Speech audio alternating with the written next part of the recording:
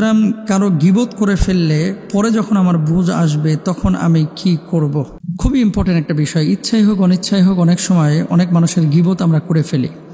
এ ব্যাপারে আল্লাহ সুবহানাহু ওয়া তাআলা পবিত্র কুরআনুল কারীমের মধ্যে বলছেন, ইয়া আইয়ুহাল্লাযীনা আমানু জিতানিবু কাসীরাম মিনায-যন্ন ইন্না বা'দায-যন্নি ইসমুন ওয়া লা তাজাসসাসু ওয়া লা ইয়াগতাব বা'দুকুম বা'দা আইয়ুহিব্বু আহাদুকুম আইয়াকুলা লাহমা আখিহি মাইতান ফাকারিহতুমু ওয়াত্তাকুল্লাহা ইন্নাল্লাহা তাওয়াবুর রহিম।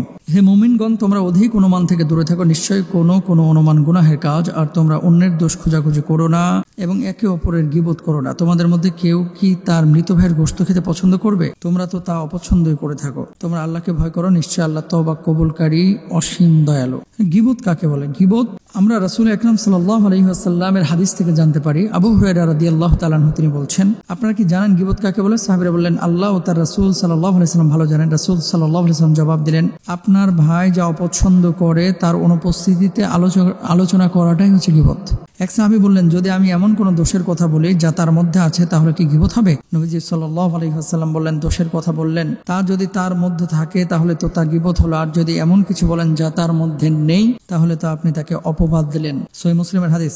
সুতরাং গীবত পরনিন্দা হোক, সেই দোষটা গুণটা তার ভিতরে থাকুক। গুণ নিয়ে আলোচনা করলে সমস্যা নেই, কিন্তু দোষ নিয়ে যদি কথা বলেন যদি তার ভিতরে থাকে এটা হচ্ছে গীবত। আর যদি তার ভিতরে না থাকে তাহলে সেটা হচ্ছে অপবাদ, বুহতান। এখন ইচ্ছায় আপনি গীবত করে ফেলেছেন, আপনার করণীয় কি? এক নম্বর হচ্ছে নিজের গুনাহের জন্য অনুতপ্ত হয়ে আল্লাহ তাআলার কাছে ক্ষমা প্রার্থনা আপনাকে করতে হবে। এটা হচ্ছে এক নম্বর দায়িত্ব।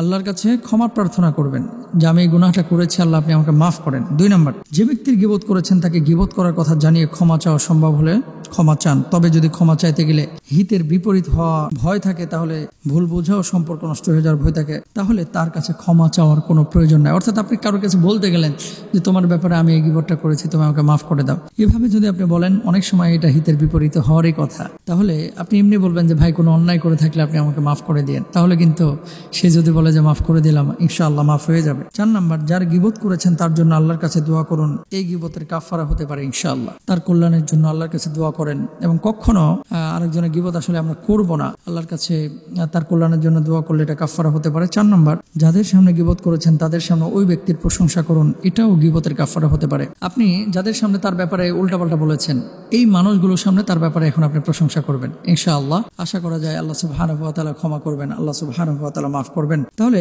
আমরা গীবত কেউ করব না। আর মনে রাখতে হবে, অন্যের গীবত যখন আপনি শোনেন, অনেক সময় আমরা মাল মশলা দিয়ে আরো ভালো করে শোনার চেষ্টা করি। আরেকজন মানুষ যদি আপনার ব্যাপারে আপনার গীবত অন্য কারোর সামনে করে, ওই মানুষটা অন্যের গীবত আপনার সামনে কালকে করবে। এজন্য কোনো মানুষ যদি আপনার সামনে অন্য কারো গীবত করে, সাথে সাথে ওকে থামায় দেন, স্টপ করেন এবং বলেন যে প্লিজ আপনি গীবত করবেন না, আপনি নিজে গীবত শুনবেনও না, আরেকজনকে গীবত করতেও দেবেন না ইনশাআল্লাহ। তাহলে দেখবেন ভালো থাকবেন, আল্লাহ সুবহানাহু ওয়া তাআলা ভালো রাখবেন ইনশাআল্লাহ। আল্লাহ তাআলা আমাদেরকে বোঝার তৌফিক দান করুন এবং গীবত পরনিন্দা থেকে আল্লাহ তাআলা আমাদেরকে হেফাজতে রাখুন। আমিন।